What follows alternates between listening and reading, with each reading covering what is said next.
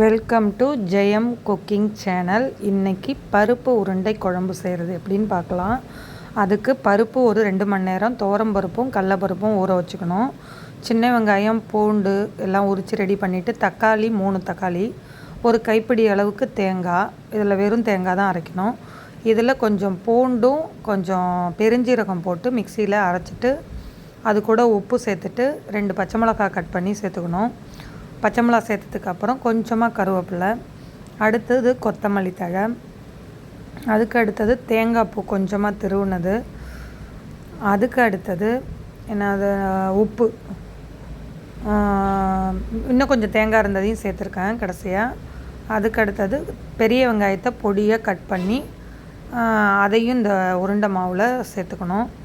சேர்த்துட்டு உருண்டையாக நல்லா மிக்ஸ் பண்ணி வடைக்கு பிடிக்கிற மாதிரி உருண்டையாக பிடிச்சி ரெடி பண்ணிக்கணும். ஃபஸ்ட்டு இதை நல்லா மிக்ஸ் பண்ணதுக்கப்புறம் நம்ம உருண்டை பிடிக்க ஆரம்பிக்கலாம்.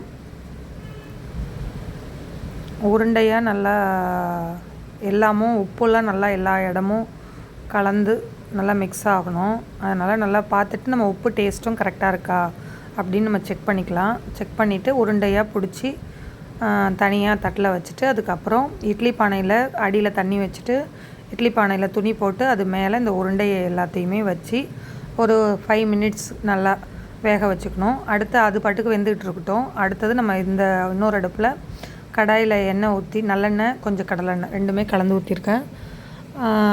அதை ஊற்றிட்டு கடுகு, மிளகு, கொஞ்சம் சீரகம், கொஞ்சம் வெந்தயம் அதில் சேர்த்துக்கணும்.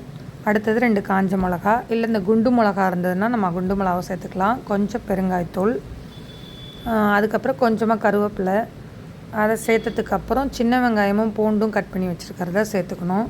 அது நல்லா கொஞ்சமாக நல்லா வதங்கினதுக்கு அப்புறம் தான் அடுத்தது இதை நல்லா ஃப்ரை பண்ணணும். நல்லா வெங்காயம் அந்த பச்சை வாசனை போகிற அளவுக்கு லைட்டாக வதக்கிக்கணும். அதுக்கப்புறம் தக்காளி 3 தக்காளி அரைச்சி வச்சுருக்கேன்.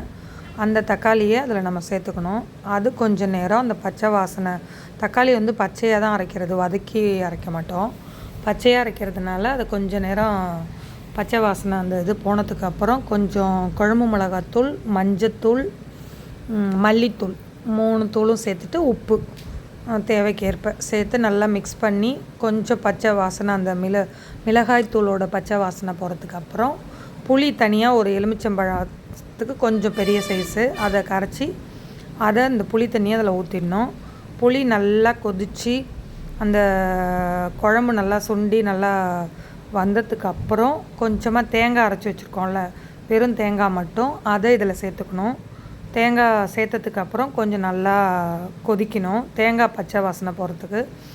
அந்த கொதித்ததுக்கப்புறம் நம்ம பக்கத்தில் இட்லி பானையில் அவிச்சி வச்சுருக்கிற அந்த உருண்டைகளை நம்ம சேர்த்துக்கலாம். உருண்டை உடையாமல் இருக்கணும்னா கொஞ்சம் கொதி நல்லா வந்ததுக்கப்புறம் உருண்டையை சேர்த்துட்டு அடுப்பை சின்னது பண்ணிடணும். அந்த உப்பு காரம் எல்லாம் அதில் ஏறுறதுக்கு ஒரு பட்டையாக ஒரு 5 மினிட்ஸ் அந்த உருண்டை அதில் இருக்கணும். பெருசில் வைக்கக்கூடாது, சின்னதில் தான் வச்சுருக்கணும். உருண்டை போட்டு கொஞ்சம் நேரம் கழித்து நம்ம அடுப்பை ஆஃப் பண்ணிடலாம். சூப்பராக இருக்கும் உருண்டை குழம்பு.